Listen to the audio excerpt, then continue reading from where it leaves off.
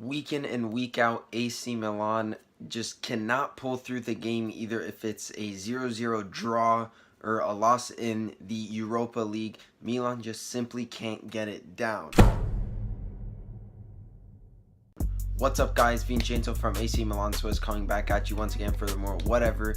And today we're going to be discussing what AC Milan have to do to, I guess, kind of get their shit together. So if you haven't already, make sure you guys like and subscribe to the channel. Check out our Instagram and check out our Twitter and Snapchat, all at AC Milan Swiss. So without any further ado, guys, let's get into this.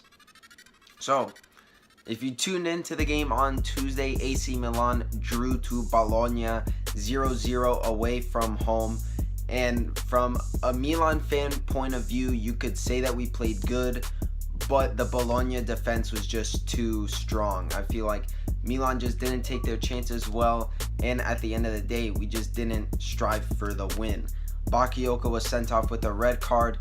Kessie got another yellow card, so now both of our midfielders are out for the next game against Fiorentina.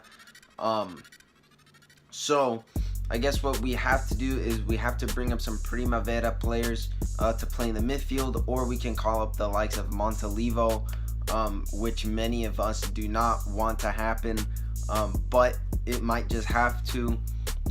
So I'm going to, I guess, make the Milan lineup for, I guess, the whole season, since we have a ton of injuries. We got a couple red cards under our belt.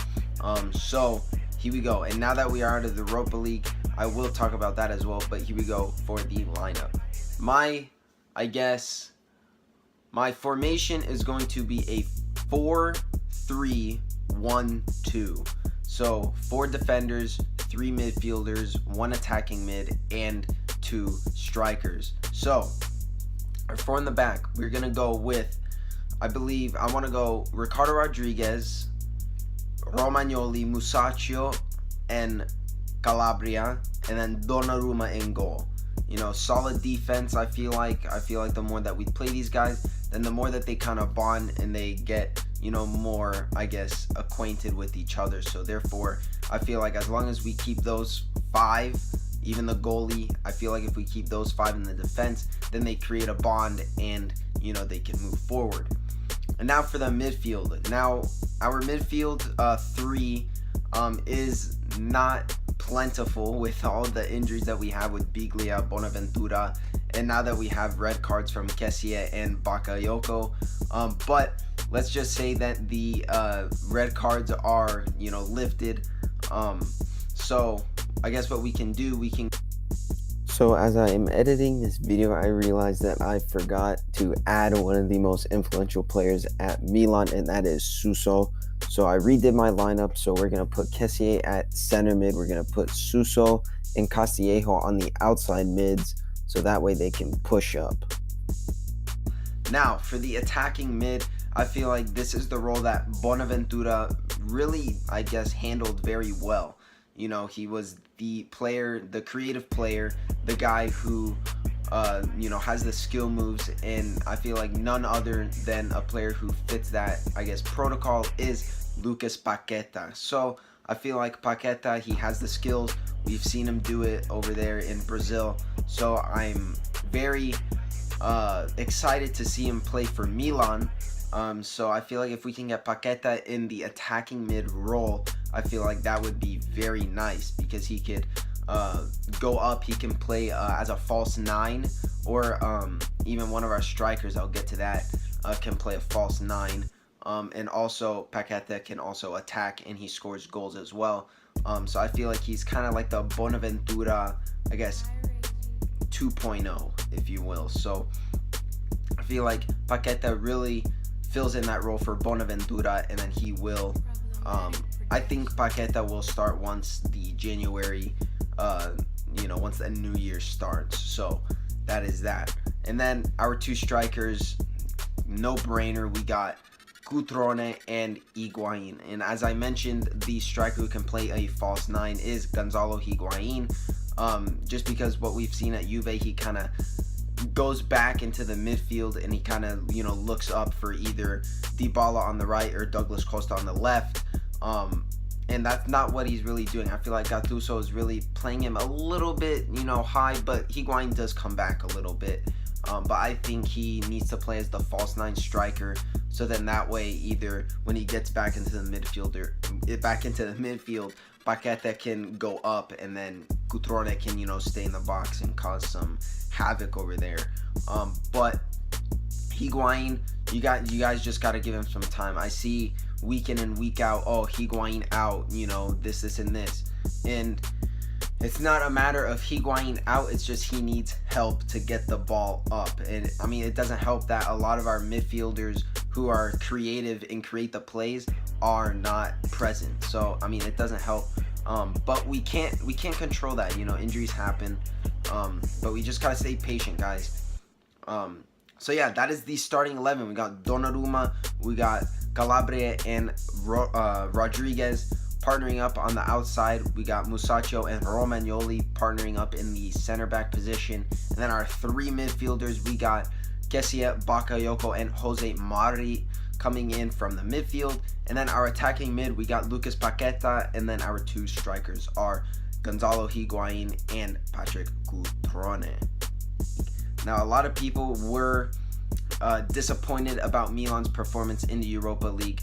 However, I think this is a good time for Milan to reflect where they are in the season, and kind of just focus on getting this Champions League 4th place spot, because I think this will make or break Gattuso's season if Milan gets 4th place or not. And I feel like if we do get 4th place, I think he will stay. I think Gattuso will stay if Milan does get 4th place. Or, I mean, we might get, a manager like Jose Mourinho, who is now sacked from Manchester United. I don't think we'll get Conte. I don't think he'll come to Milan just because what he's done with Juve. And then, there's a ton of managers out there, Zidane as well. But right now, we have to work with Gattuso. We can't, say Gattuso out. So I feel like Milan, at the end of the day in the Europa League, I feel like I saw this really good podcast that IFTV had, and they had a guest star, and he's a Napoli fan. And he said this very wise thing. He said, I think Milan got out of the Europa League on purpose just so they can focus on getting a Champions League spot in the Serie A. So I agree 100% with that. I feel like Milan, I feel like they weren't playing for a win. I feel like they were saying, okay, let's see what we can do.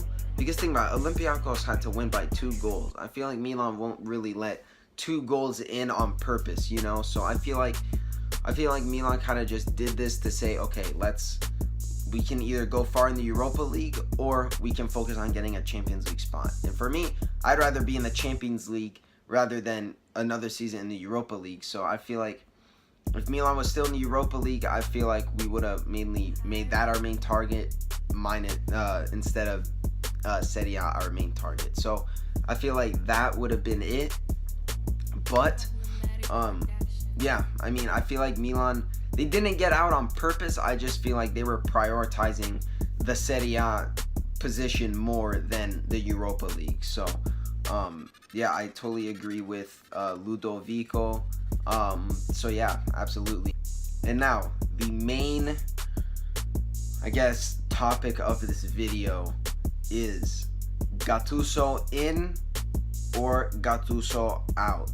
Now, I've been really contemplating, and I've been, a lot of the guys at AC Milan Swiss know where I stand with Gattuso and everything. I love the guy, Milan legend. He's done so much for the club. He's brought us to the Europa League.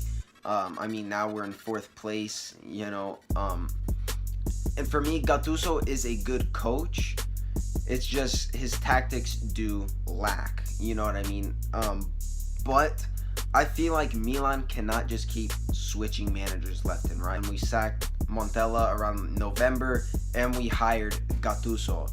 And I feel like for all of us, we did see a lot of improvement in the team under Gattuso. We lost to we didn't lose, but we drew to Benevento. But then after that, we went on the retreat where all the players stayed overnight in the training facility, And I feel like once that happened, everyone's all like, all right, this is some real shit. So from there, we went on a win streak. I remember we went on like an 8 or 9 game win streak under Gattuso. And then we played Arsenal, and we all know how that went. You know, till this day I'm salty. But we did show improvement in the team. And then from there, we did cement our Europa League spot with a solid, I believe, 6th place finish. From there, you know, and then Gattuso, he bought a little bit more players like Strinic, Pepe Reina, and, you know, just players to kind of just help out the bench, you know, Castillejo as well. But at the end of the day, Gattuso in or Gattuso out, it really kills me to say this, guys. I love Gattuso. I love what he's done for the team. Man. I say we keep Gattuso until the end of the season. But I do think we need to keep Gattuso in the team, whether it's an assistant manager or he stays on the sideline. But I do think we should start looking for a coach.